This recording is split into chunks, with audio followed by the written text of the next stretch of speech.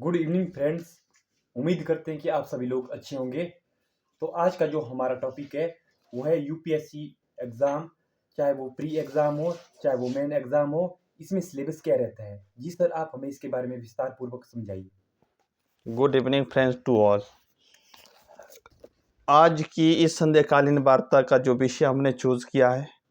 हमने विषय चूज किया है कि यूपीएससी जिसके तहत IAS IPS her number of exam को जो है फिल किया जाता है, नंबर ऑफ पोस्ट को फिल किया जाता है, उसका जो है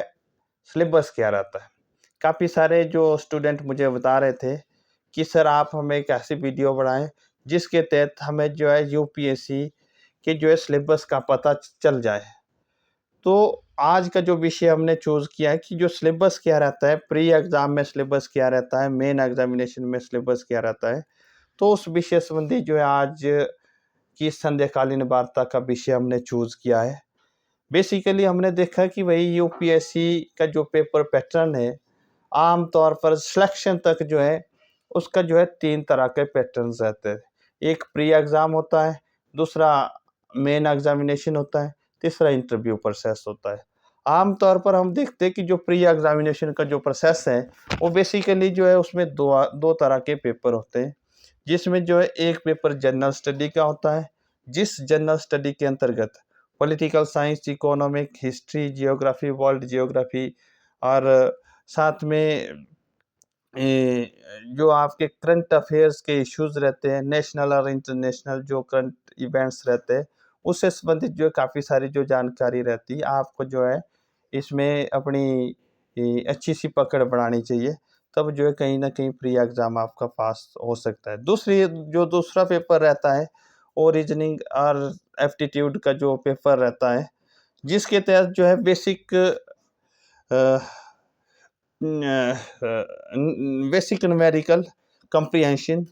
डाटा इंटरप्रिटेशन, लॉजिकल रीजनिंग और साथ में जो एनालिटिकल एबिलिटीज़ और जो है इंटरपर्सनल जो स्किल्स है, डिसीजन मेकिंग से संबंधित जो प्रश्न है, और साथ में जो प्रॉब्लम सॉल्विंग जो स्किल से संबंधित जो क्वेश्चन होते हैं, ये जो है उस एग्ज़ाम में आते हैं। और इसके साथ जो है जनरल मेंटल एबिलिटी से जो संबंधित जो क्वेश्चन है वो जो है सेकंड जो प्री एग्ज़ाम का जो ये होता है,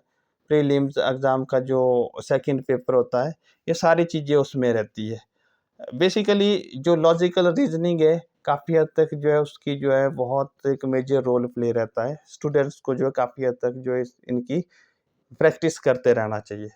जो प्रोसेस रहता है मेन एग्जामिनेशन का, मेन एग्जामिनेशन में बेसिकली हमने देखा कि बेसिकली इसमें जो है 9 तरह के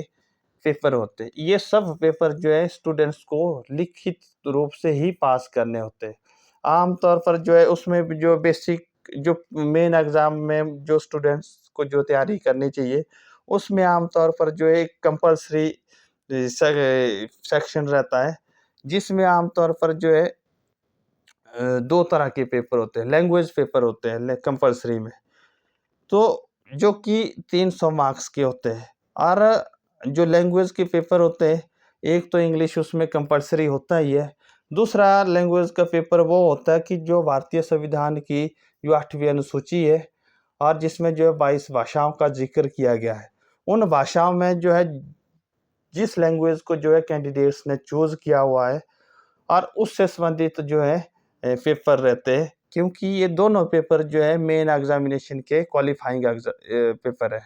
ये बेसिकली जो है 300 मार्क्स के रहते हैं। जो उसमें जो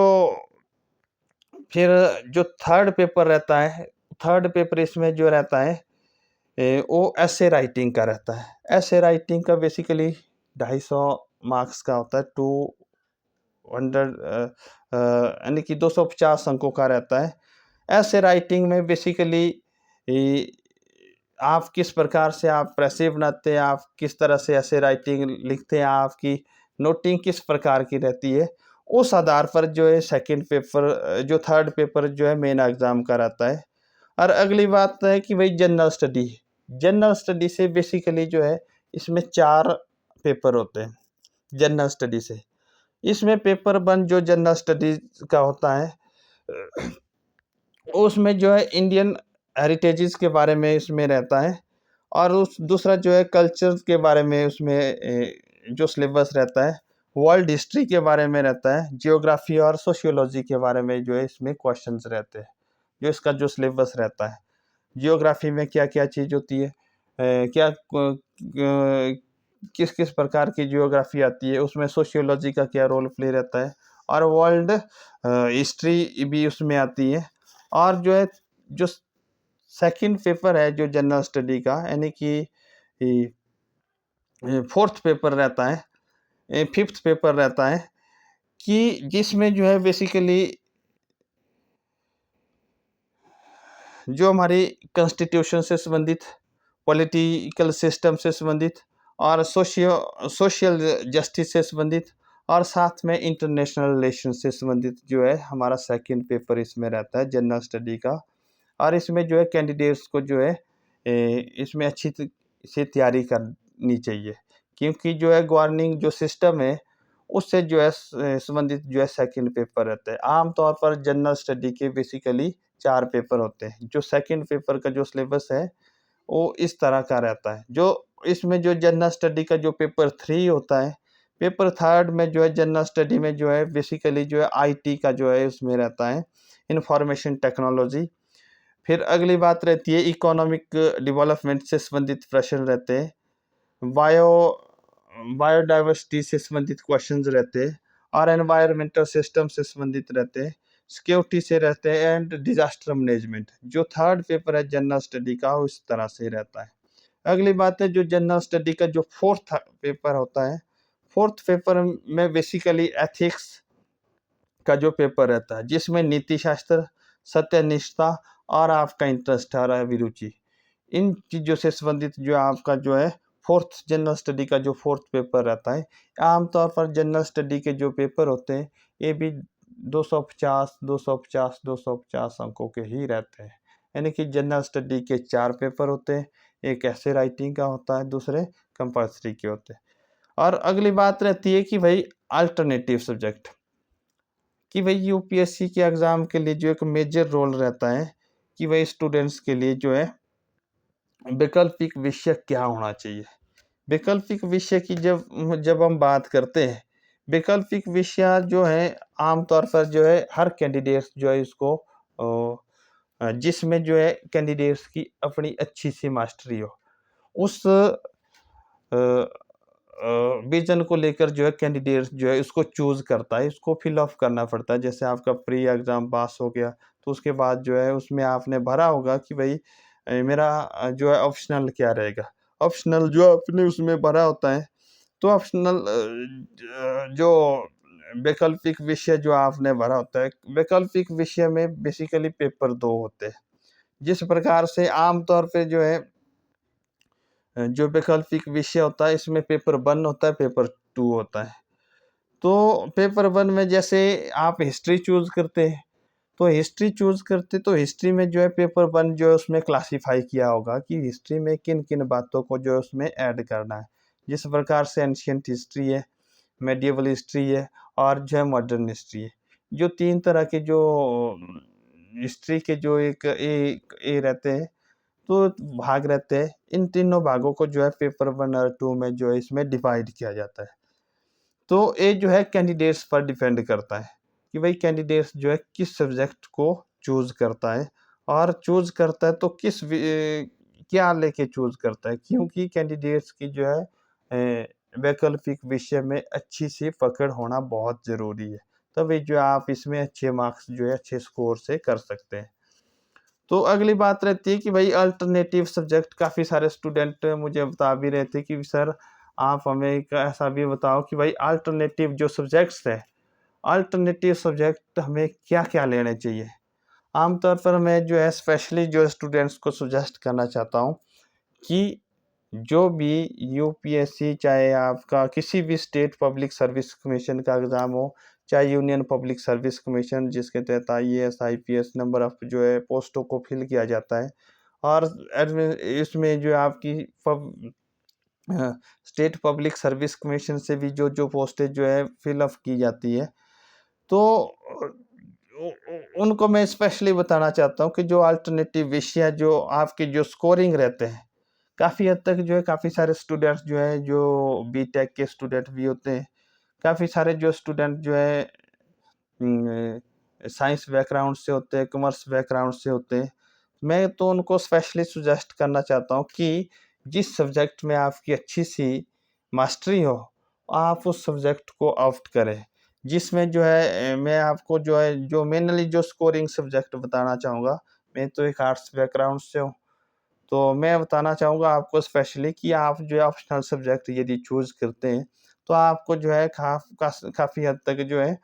पब्लिक एडमिनिस्ट्रेशन को चूज़ करना चाहिए। आपका इकोनॉमिक्स का जो सब्जेक्ट्स है, बहुत अच्छा सब्जेक्ट्स है, इसको आप ऑप्ट कर सकते हैं। आप पॉलिटिकल साइंस और इंटरनेशनल रिलेशन को जो है चूज़ कर सकते हैं। काफ़ी सारे जो स्टूडेंट जो है कॉमर्स बैकग्राउंड से है, उनके लिए जो है मैनेजमेंट सब्जेक्ट जो है काफ़ी हद तक अच्छा रहता है।